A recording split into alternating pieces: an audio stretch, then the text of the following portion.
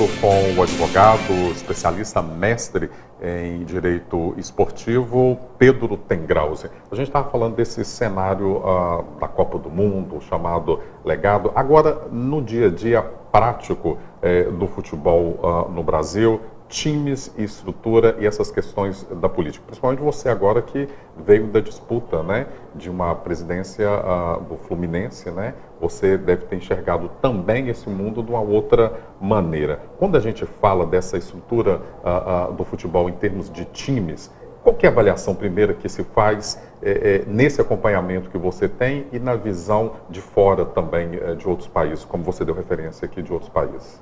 A Copa do Mundo passou pelo Brasil e deixou o futebol brasileiro lá para trás. A gente perdeu uma grande oportunidade para reestruturar o futebol brasileiro como um todo.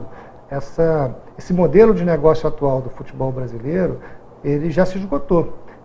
A televisão, que hoje é o carro-chefe das receitas, não vai ter mais condições de continuar pagando o caminhão de dinheiro que paga quando as novas mídias, principalmente na internet, vêm crescendo a ponto de mais de 80% das pessoas que assistem futebol no Brasil hoje têm uma segunda tela na mão numa rede social. Então, os anunciantes que sustentam o dinheiro da televisão vão continuar pagando para a televisão quando eles conseguem atingir o mesmo consumidor através de uma plataforma mais barata e mais engajadora. Existe hoje uma tendência no mercado de mudança nas estratégias comerciais das empresas. O que os times estão fazendo? Qual é a sua experiência, por exemplo, no Rio de Janeiro? Os times não estão fazendo nada. A verdade é que existe uma situação de passividade e comodismo. E os clubes simplesmente esperam receber o dinheiro que a televisão paga. Só que isso vai acabar de uma hora para outra e não vai demorar muito. O crescimento da audiência via streaming, que as pessoas assistem o que elas querem, quando querem, onde querem. É só olhar como cresce o faturamento de plataformas como a Netflix no Brasil. O crescimento de novas formas de anúncio. Hoje, por exemplo, o segundo maior veículo de publicidade do Brasil é o Google, que já ultrapassou o SBT, a Record. E se a gente olhar num gráfico, ora, embora a Globo ainda seja o primeiro lugar, o Google está crescendo de uma forma muito, muito, muito significativa. E sem dúvida nenhuma, a tendência é cada vez mais a utilização de mídias mais inteligentes, interativas. Nós vivemos um mundo hoje onde o maior veículo de mídia é o Facebook, que não produz conteúdo. O maior veículo de mídia do mundo hoje não produz conteúdo. A maior empresa de transporte do mundo hoje é a Uber, que não é dona de um carro. A maior empresa de hospedagem do mundo é o Airbnb, que não é dono de uma cama.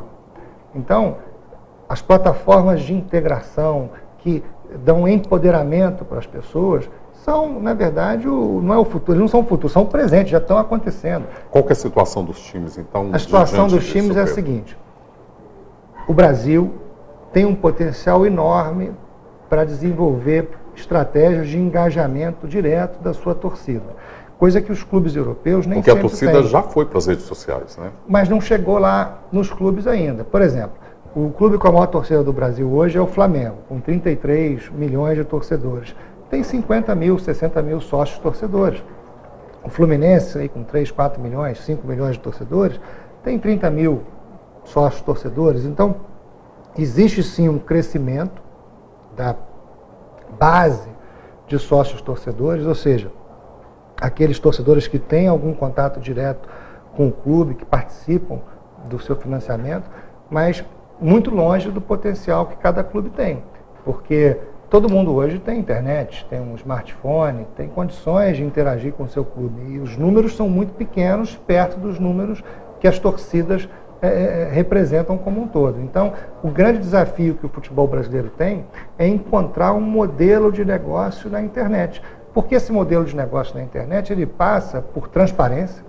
As pessoas não participam daquilo que elas não conhecem, daquilo que elas não têm condições de saber o que está acontecendo. As pessoas não vão colocar dinheiro em lugar nenhum sem saber para onde esse dinheiro vai. Tem algum time no Brasil, algum clube no Brasil que está indo por esse caminho que já é referência ou quadro geral? Ainda não.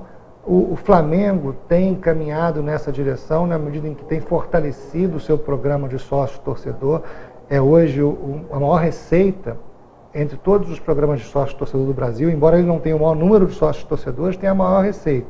Isso é um indicativo muito grande. A segunda maior receita do Flamengo hoje já é a receita de sócio-torcedor, que tem um potencial de crescimento muito maior do que a televisão, que é a primeira receita deles.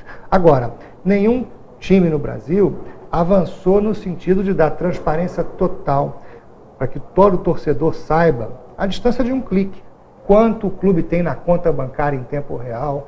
Isso tem que acontecer. Olha, isso é o que Porque senão o torcedor não vai acompanhar nem vai investir.